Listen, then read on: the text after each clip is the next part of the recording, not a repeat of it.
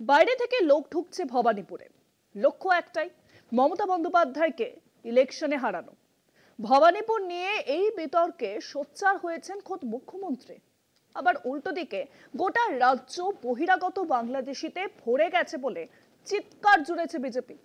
এই বিতর্ককে ইস্যু করেই বিধানসভা ভোটের আগে এসআইআর করতে হবে বলে দাবি জানিয়েছে গেরুয়া শিবির।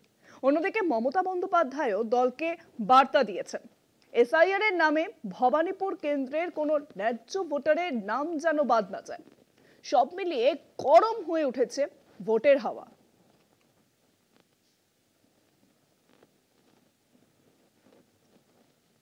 ভোটের আগে রাজ্য জুড়ে বহিরাগত বিতর্ক।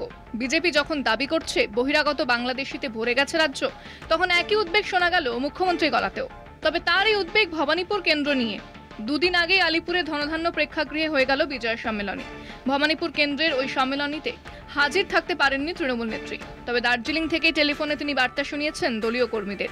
সেখানেই তাকে তার কেন্দ্রে বস্তিবাসীদের সরিয়ে বহিরাগতদের দখলদারি নিয়ে উদ্বেগ প্রকাশ করতে দেখা যায়। ভবানীপুরটা পুরো আউটসাইডারদের দিয়ে ভরিয়ে দেওয়া হচ্ছে, পুরো একটা প্ল্যানিং করে। আমি আউটসাইডার মানে যারা বেঙ্গল থাকেন তাদের আউটসাইডার বলছিলাম, যারা হঠাৎ করে বাইরে থেকে এসে টাকা খরচ করে জায়গা কিনে বাড়ি তৈরি করে কাউকে কিছু টাকা দিয়ে লোকালি বেরিয়ে চলে যাচ্ছে। অনেক এলাকায় গরিব মানুষের বস্তি ভেঙে দিয়ে বড় বাড়ি তৈরি হচ্ছে। আমি এটাকে সাপোর্ট করি না।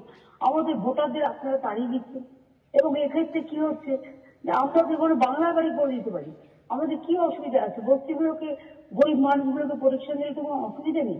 মমতার সেই উদ্বেগ নিয়ে উত্তরবঙ্গে গিয়ে পাল্টা মন্তব্য করেছেন শুভেন্দু অধিকারী। তার দাবি, ওই কেন্দ্রে মুসলিম যেহেতু কম, তাই তৃণমূলের জন্য তা নিরাপদ নয়। ভবানীপুর আসন কখনোই তৃণমূলের জন্য সেফ ছিল না, আজও নেই। কারণ ভবানীপুরে মুসলিম পার্সেন্টেজ হচ্ছে 20%। তাও 77 নম্বর ওয়ার্ড চেতলা, ওই একটা ওয়ার্ডের 17,000 ভোট লিড নিয়ে মমতা ব্যানার্জি বা তার দল গত লোকসভাতে 7,800 ভোটে জিতেছে। এসআইআরের পরে বাংলাদেশি মুসলমানদের নাম বাদ চলে যাওয়ার পরে 77 নম্বর ওয়ার্ডেও লিড পাবে না। গত লোকসভা নির্বাচনে আমরা ওখানে 8টার মধ্যে 5টা ওয়ার্ডে লিড পেয়েছি। স্বাভাবিকভাবে এই সিট ভারতীয় জনতা পার্টির সিট, যেই দাঁড়াক ভারতীয় জনতা পার্টির তিনি জিতবেন। বিজেপি যখন হিন্দু মুসলিম ইস্যুতে ভোটারদের ভাগ করে বাংলা জয়ের স্বপ্ন দেখতে চাইছে, তখন দলীয় কর্মীদের সতর্ক করে দিতে চেয়েছেন মমতা। তার বার্তা, এসআইআর এর নামে ভোটার তালিকা থেকে ন্যায্য ভোটারদের নাম বাদ দেওয়ার চেষ্টা হতে পারে, কিন্তু তা যেন নজরে রাখেন এলাকার তৃণমূল কর্মীরা।